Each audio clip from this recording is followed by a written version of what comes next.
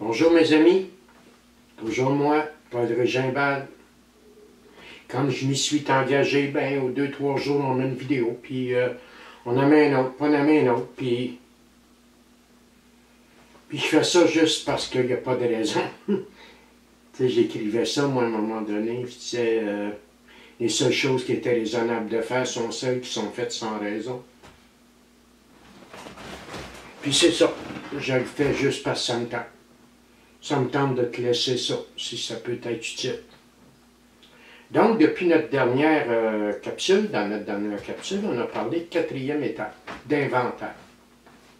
C'est une introduction. Aujourd'hui, on va continuer dans ce sens-là. Puis comme je te le disais, on va faire plusieurs capsules sur ce sujet. Parce que vois-tu, je veux y aller en détail, je veux qu'on se comprenne comme il faut. Donc, vois-tu, je vis sur mes trois étapes, puis je fais du meeting, je fais de l'assemblée, puis je jase avec des membres, puis j'écoute des partages, puis je lis la littérature, puis tout ça, là, c'est brassant, mon chum, là.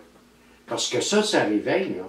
Ça, là, je vais faire des prises de conscience, moi, là. Je vais me mettre à m'interroger sur moi, là. Une des premières choses, moi, que ça m'a amené à réfléchir, c'est que je le veuille ou pas, je suis vivant.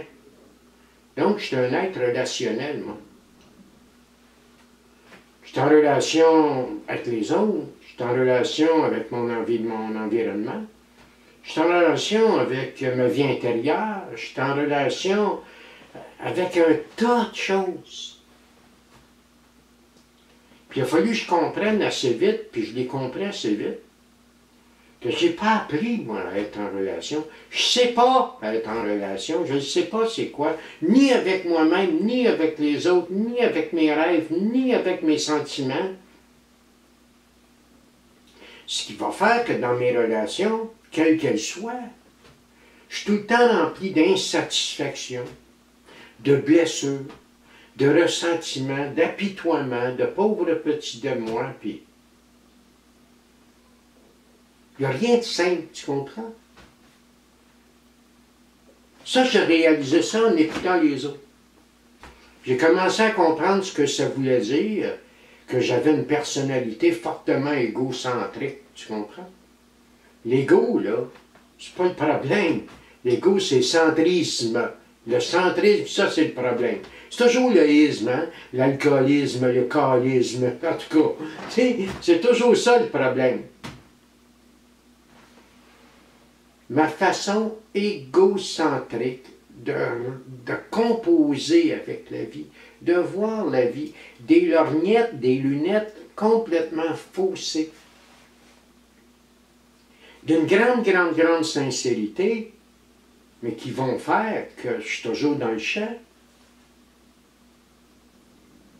Il y a un lien entre ça, puis l'incapacité que j'ai à combler mes besoins. Puis il y a un lien entre l'incapacité que j'ai à combler mes besoins, puis la consommation, puis les obsessions, puis les dépendances. Moi, je dormais, tu comprends? Je suis le dormeur, moi, je n'avais rien vu de ça, là. Mais en faisant du meeting, puis en lisant la littérature, puis en consommant pas, je dégèle, là. Tu sais, des fois, je dis ça aux gens, aux conférences à Saint-Jean-Berchemont, ce dimanche. Justement, ça te tente, c'est gratis, tu viens, là. L'église Saint-Jean-Berchemont, c'est quartier Rosemont. Souvent, je dis ça aux gens le dimanche, fais attention, là. Si tu viens ici, là, puis tu restes, là, puis que tu n'as pas envie de cheminer, reste pas là, là. Tu vas te réveiller, tu vas faire des moyennes plaidoiries, mon âme, là. Donc, vois-tu, moi, je vis sur mes 3 étapes, puis je commence à m'interroger sérieusement sur moi. Puis en même temps, parallèlement à ça, j'entends des gens qui me disent qu'ils ont courageusement procédé à un inventaire moral minutieux d'eux-mêmes. Puis qui se sont mis à m'expliquer pourquoi ils avaient fait ça.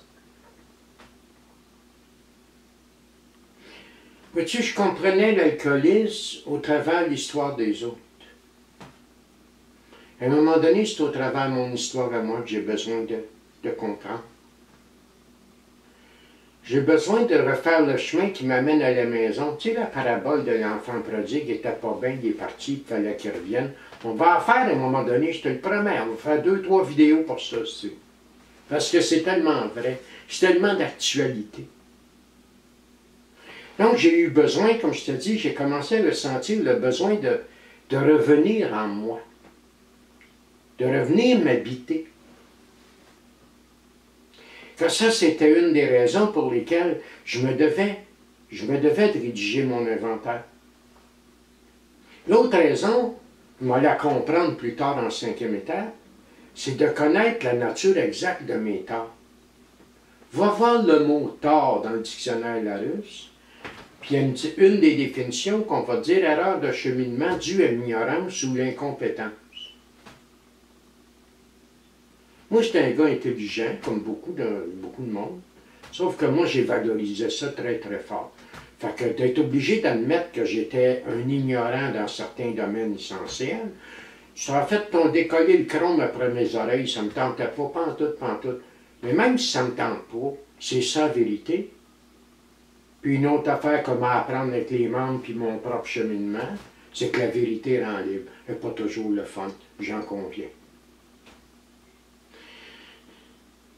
Donc, vois-tu, je commence là à m'interroger sur la nécessité de procéder à un inventaire moral minutieux de moi-même, approfondi. Si on ne s'en fâchera pas d'un fleuve du tapis, approfondi, minutieux veut dire la même chose. J'ignore la nature exacte de mes torts. Erreur de cheminement due à l'ignorance ou l'incompétence. Dans mon cas, c'était les deux. J'ignore, je ne sais pas qui je suis. Puis j'ai rien appris en matière de relations interpersonnelles, en matière de me vivre, en matière de m'affirmer, en matière de prendre une place, en matière... J'ai rien appris. Ils ont-tu voulu me le montrer? Ils ont-tu pas voulu me le montrer? Quand c'est secondaire, les faits demeurent. J'avais grandement besoin d'aller dresser une carte de ma vie. J'avais fait bien souvent l'inventaire des autres, tu comprends? Dans mon gros livre à moi, ma 2e édition, le livre noir, le livre des alcooliques anonymes, je veux dire, on nous dit à un moment donné,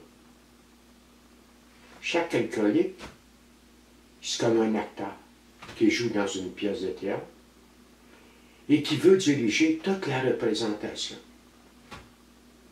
Si seulement les autres faisaient comme ils veulent, asti que ça irait bien. Mais eux autres aussi, ils veulent diriger la représentation. Fait qu'on fait de la merde. Puis ça, c'est pas vrai juste pour l'alcoolique. Dans le gros livre des alcooliques anonymes, c'est sûr qu'on parle d'alcoolisme. Je suis un être de peur. Je suis rempli de peur. Ça non plus, je ne le savais pas. Puis si tu veux, je te dis, je m'ignorais. Donc, obligatoirement, je suis un acte de contrôle. Je t'aurais dit, je ne fais pas ça pour contrôler, je fais ça pour le bien. Et j'étais sincère, là, mon intention était noble. Mais le résultat est le même, c'est de merde. Tu sais, moi, toujours me ramasser en conflit, moi, tout le temps me ramasser dans des luttes, moi, tout le temps me ramasser à me battre, à combattre, à être victime. Tu sais, ça finit plus. J'avais passé 30 années de ma vie à vouloir prouver que j'avais raison.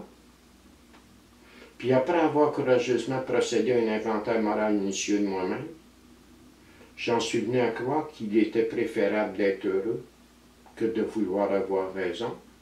Et si j'ai le choix entre être heureux et vouloir avoir raison, bien, moi, choisir être heureux. Tu vois, mon inventaire, en fait, c'est aller brosser un plan de mon histoire, de qui je suis, de comment je me vis, de comment je compose. Et comme tu vas voir, on va y aller en détail. Plus il y aura de détails, plus ça va être clair. Un inventaire moral et minutieux de moi-même. Quand est-ce que je vais être prête à faire ça? Ben, je vais être prête à faire ça quand, indépendamment de mes peurs, parce qu'il ne faut pas que mes peurs m'arrêtent. Quand, indépendamment de mes peurs, m'a sentir tout mon passé remonter, m'a ressentir le malaise, m'a faire des prises de conscience, m'a sentir qu'il faut que j'ouvre. À partir de ce moment-là, ben, ça va être le moment de commencer à penser, à procéder courageusement à un inventaire moral minutieux de moi-même. Tu sais, procéder, c'est un beau mot, procéder. Procéder veut dire agir, mais procéder veut dire aussi recette. Tu sais, nous avons un procédé pour telle chose, donc c'est une recette. Nous, on a une recette, on a des bases sur lesquelles on va s'asseoir pour rédiger un inventaire moral minutieux. Notre méthode, c'est notre recette. Tu comprends? Les 12 étapes, c'est pas dissociable de la méthode. La méthode et les 12 étapes vont ensemble. Donc, il y a une façon de faire. Bon, maintenant, il y a différents plans, mais de façon générale, ça se résume tout à la même chose.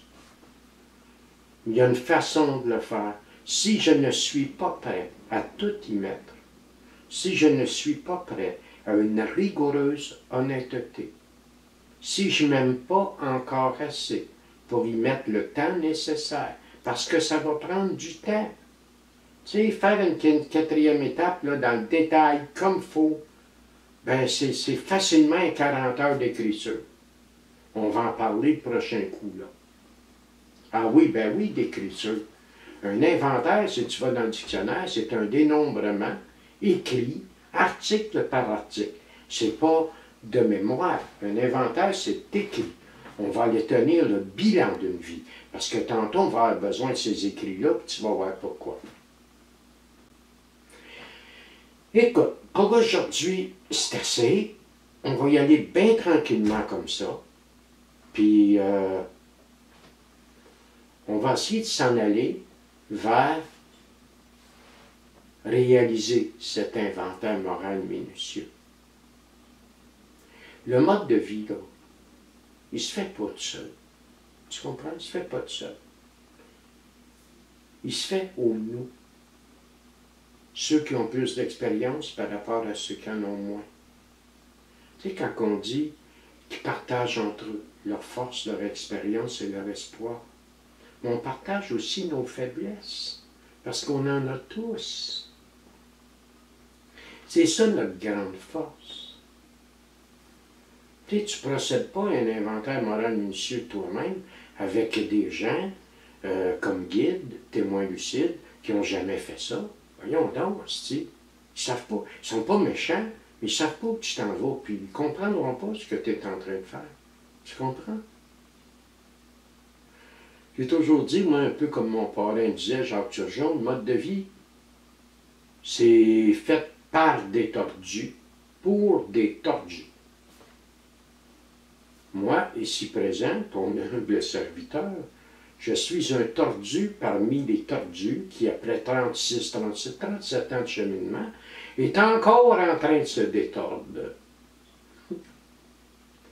Fait qu'en matière de tordage et de tout crocherie, je suis un spécialiste et je suis parfaitement capable de te guider, comme il y en a eu d'autres pour me guider.